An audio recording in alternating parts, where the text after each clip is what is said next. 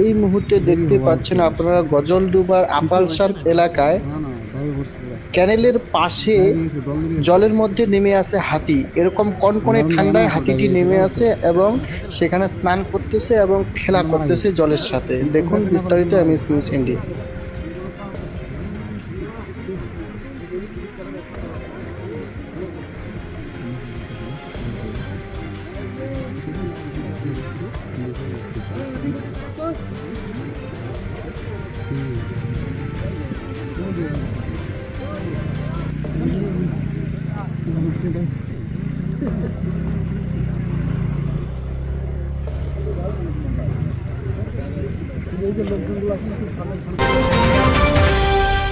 আমাদের চ্যানেলের পক্ষ থেকে সকলকে জানাই আন্তরিক শুভেচ্ছা এবং অভিনন্দন। আমাদের চ্যানেলে প্রতিনিয়ত খবর পেতে আমাদের এমএস নিউজ ইন্ডিয়া চ্যানেল